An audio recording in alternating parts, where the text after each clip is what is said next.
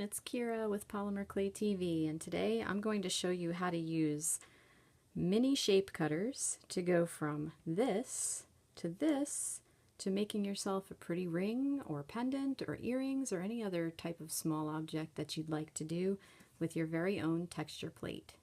So let's get started.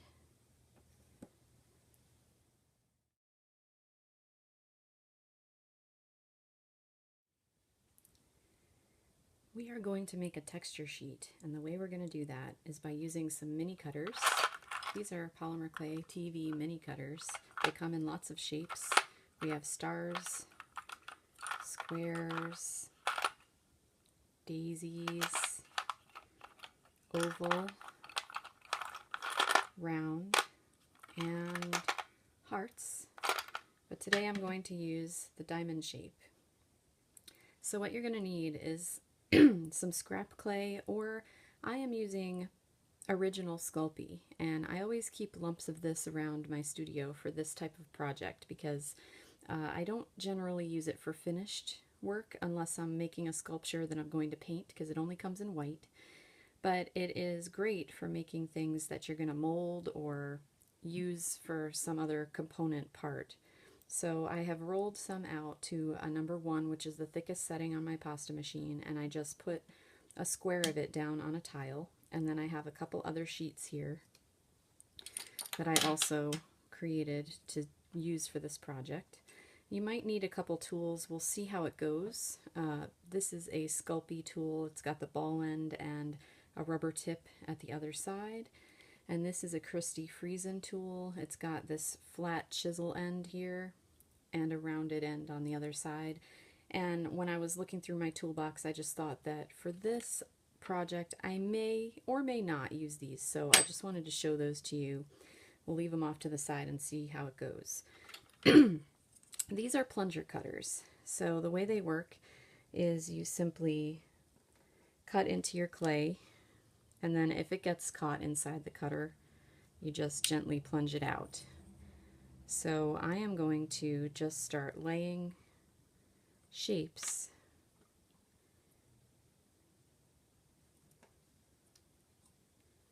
And for this project, I'm actually going to want them to get stuck inside the cutter so that I can easily grab them and move them over to here. Now, that large shape, I think I'm going to cut out from the center of it. Or maybe even do that. You'll see why I leave it that way in a little while. Okay, because I am going to make a texture sheet that has all of these beautiful shapes on it, and I'm going to leave a little room in between each one because that's what's going to give me texture.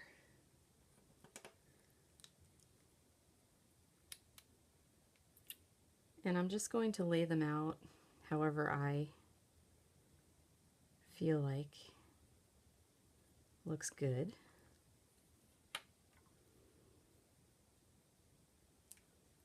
Until my entire sheet is full.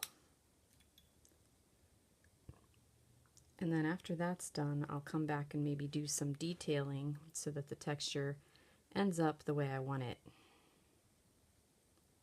So for now, I'm gently just pressing them into place, and I'm going to fill this sheet.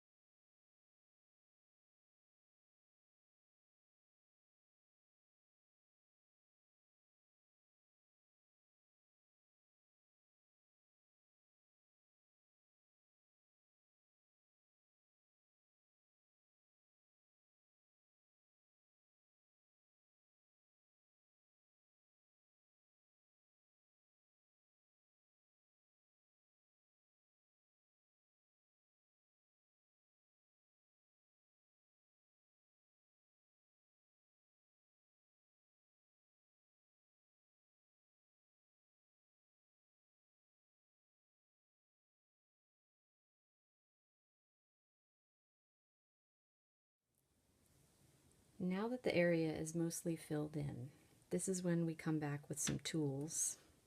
So for this, I'm going to impress gently, not too deep, some more of these shapes into the bigger pieces here that I've left blank. And then I'm going to come back with these tools. This one has a flat edge, so I'm going to go ahead and put stripes on some of these just by pressing in.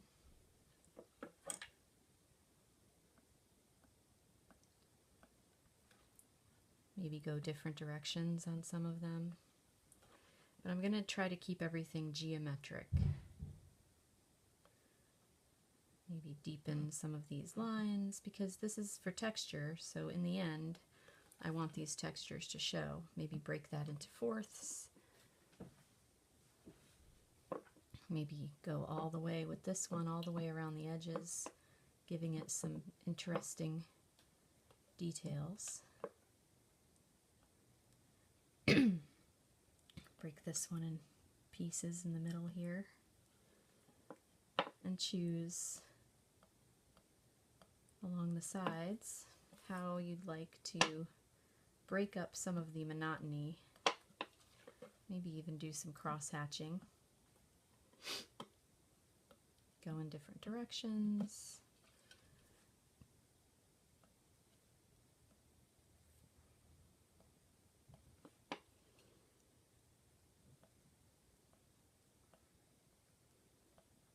And for that, a flat edge tool like this is great.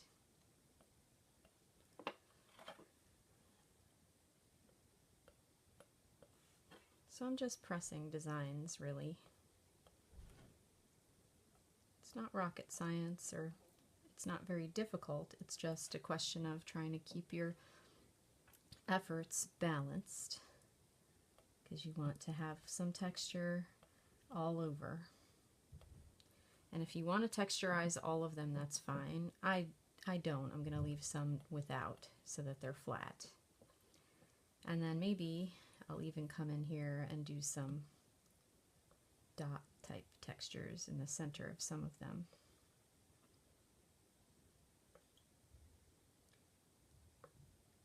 Maybe even around this one, all the way around. Maybe on that side.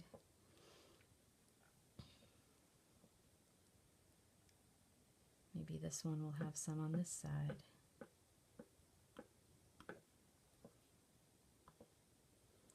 Mostly I'm just looking to have an all-over sort of a texture. If it cracks, you can fix it.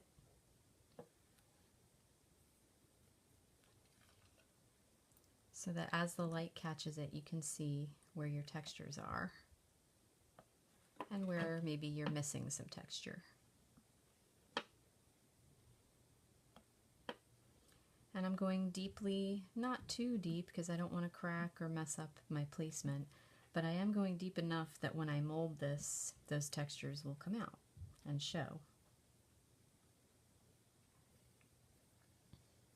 Okay, and now that I like what I see, I'm going to just trim up the edges with my blade because I don't need all that stuff hanging over.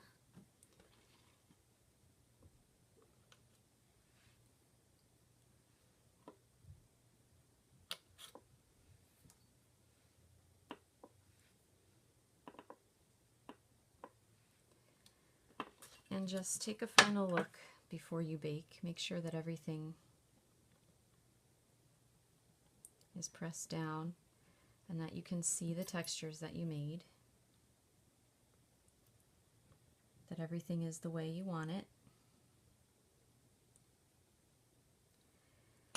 And at this point, this is where I decide if I feel like I want to throw anything else in between. So there might be some spaces there, and this is what I do with the spaces. I usually make little balls and I drop them in.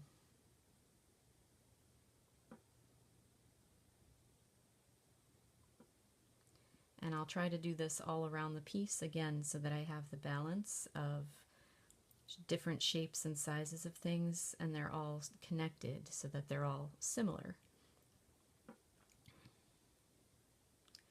So if I'm using balls to fill in areas, I'm just going to make sure that there are some all over the piece.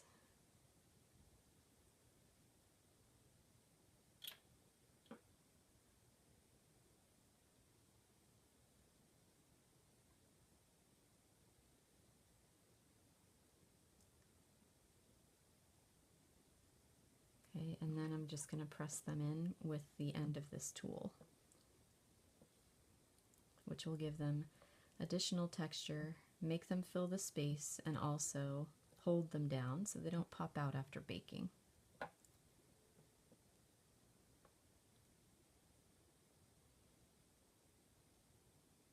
Okay, and now I'm going to go ahead and bake this. So once your texture plate comes out of the oven, you're going to want to slide it off of your tile. You can use a blade to scoop it and then set it aside until it is not hot anymore, because you don't want it to affect the clay. So what I've got going on here is a piece of Sculpey Soufflé clay that is conditioned and rolled out to a double 2 number 1s, which is the thickest setting on my pasta machine. So I've basically rolled out a long piece and folded it in half, so you can see there are 2 thicknesses.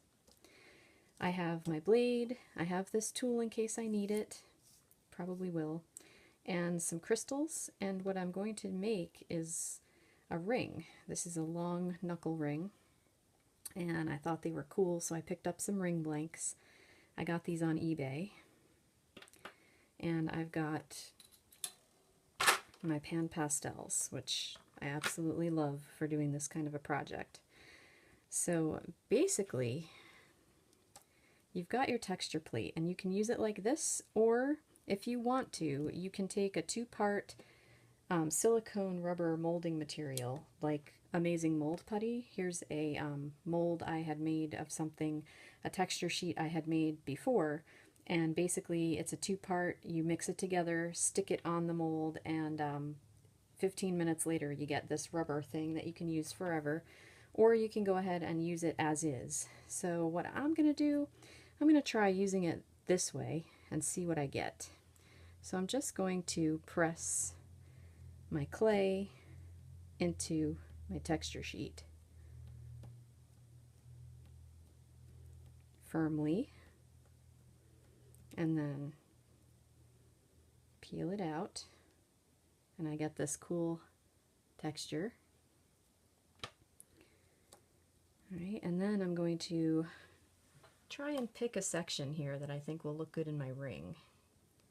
I'm going to go like this and gently press the ring into it to get the outline, and then use my blade to cut it out.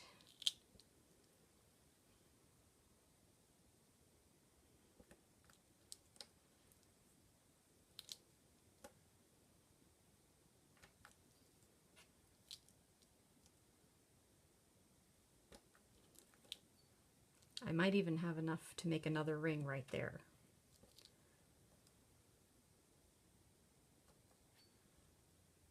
Alright, and then just check and see, make sure that you got to the interior edges of that impression so that you don't have too much trouble sliding it into the ring after decorating it. Because what I'm going to do now is I'm going to use this turquoise pan pastel and gently touch it to the top of my design.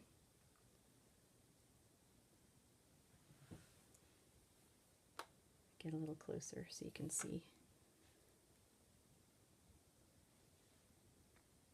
Oop, I zoomed in too far. There we go. Okay, so the pan pastels will give a little extra color. Get some on the edges.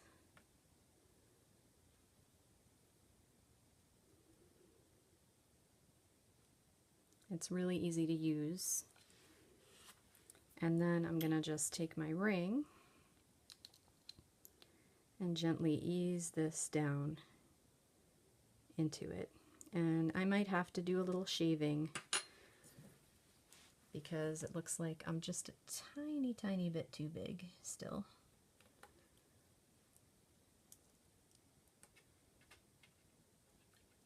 Okay, so you just want to be gentle so you don't smear your design and mess it up. There we go. Okay, so that fits into my ring now. And what I'll do is I'll gently mash it down, and then I'm going to do a final baking of this piece right in the ring so that it catches in there and it stays. I can even round the edges with my finger a little bit so that it's not so sharp. Just be gentle so you don't smear what you made. And as a last step, I'm going to pick some places on here and add some colorful crystals. And I'll show you my handy dandy crystal picker-upper. This is an unsharpened pencil with a piece of fun tack on the end, and you just freshen up the fun tack, make it into a point, and then you can grab crystals with it and pick them up and put them where you want them.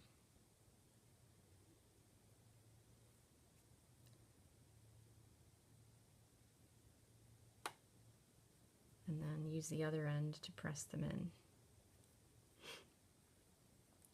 So I'm playing with the fact that I've got dots on here. I'm not going to cover the dots that I have, but I am going to just scatter some crystals around.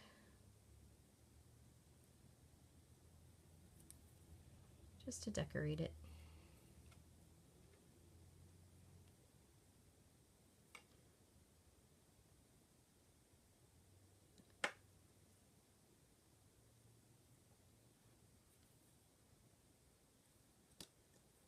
Maybe, yeah, I like that.